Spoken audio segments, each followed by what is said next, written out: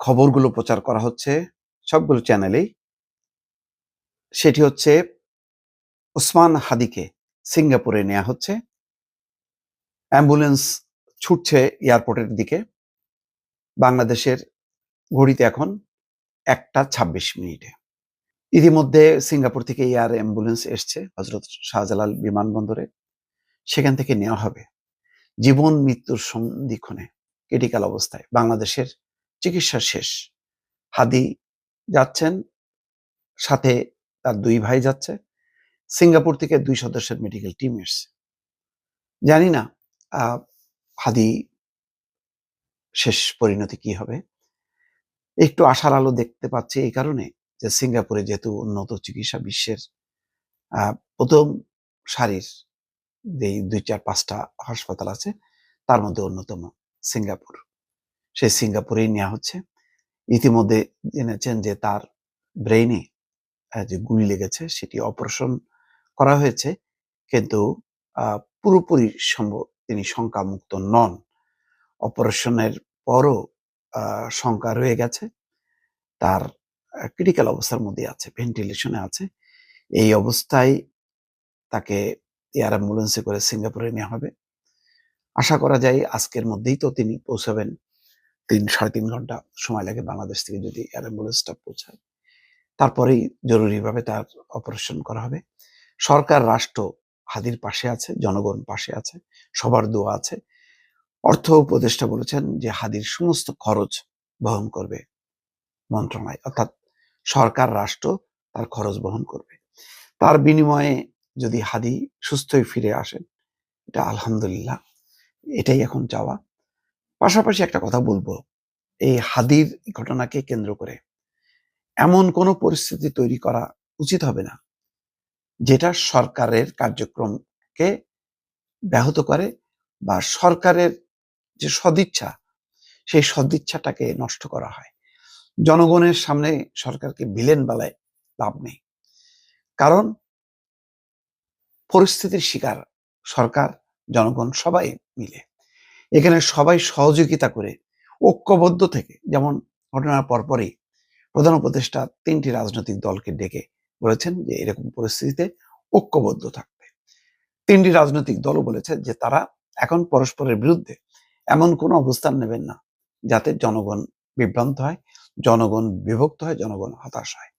কিন্তু আজকে দেখছি শাহবাগ ব্লকেট। কেন শাহবাগ ব্লকেট? কেন? কার বিরুদ্ধে? যারা হত্যা করেছে তারা এতটাই ঘাতক, তারা হয়তো পালিয়ে গেছে অথবা দেশের ভেতরে লুকিয়ে আছে। আপনি খুঁজে বের করেন। 50 লক্ষ টাকা তো পুরস্কার ঘোষণা করা হয়েছে। আইন শৃঙ্খলা বাহিনী চেষ্টা করছে, কিন্তু সব চেষ্টারই সীমা থাকে। সব চেষ্টাই সফল হবে পৃথিবীর ইতিহাসে এরকম কখনো নেই। এটা আমাদের জন্য দুর্ভাগ্য। সরকারের আন্তরিকতায় কোনো ঘাটতি আছে কিনা, সরকার চায় কিনা, তার পরিবারকে ডেকে প্রধান উপদেষ্টা সান্ত্বনা দিয়েছেন, সর্বোচ্চ সহযোগিতার হাত বাড়িয়েছে সরকার। আর কি চায়?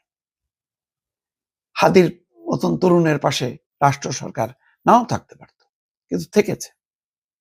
এটাকে অভিনন্দন জানাবেন না?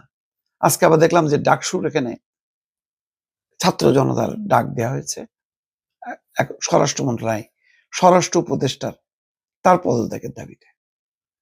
ডাকসু এখন কেন এই রাজনৈতিক ফাংশনে চলে যাচ্ছে? ছাত্রদের সব দাবি দেওয়া শেষ, এখন রাজনীতির সাথে যুক্ত হয়ে যাচ্ছে ডাকসু। ভালো হচ্ছে না। যারা করছে ডাকসুকে এখন রাজনৈতিকভাবে ব্যবহার করতে, এটা ভালো দৃষ্টান্ত না।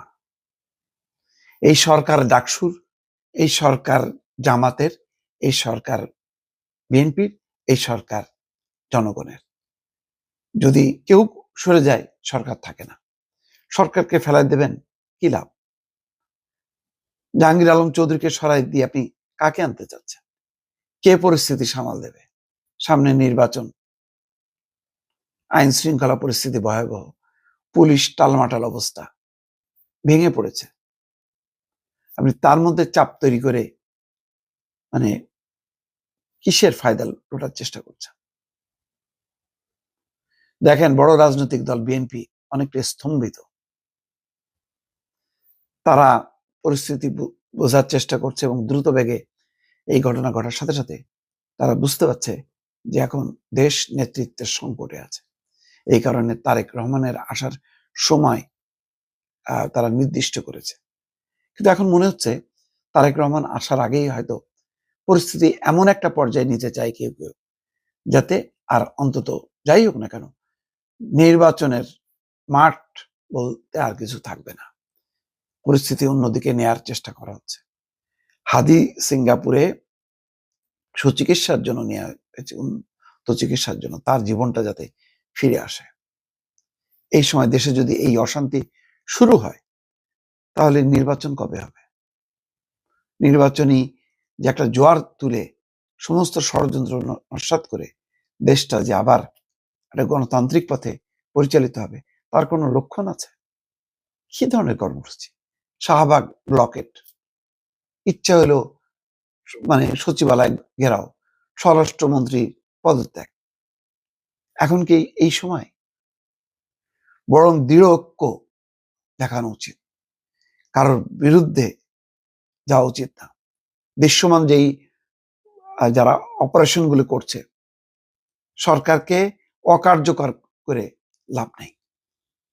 ওই দুর্বৃত্ত কারা ষড়যন্ত্র করছে, কারা নির্বাচন চায় না, কারা হাদির উপর আক্রমণ করছে, ওই দিকে নিবদ্ধ হওয়া উচিত।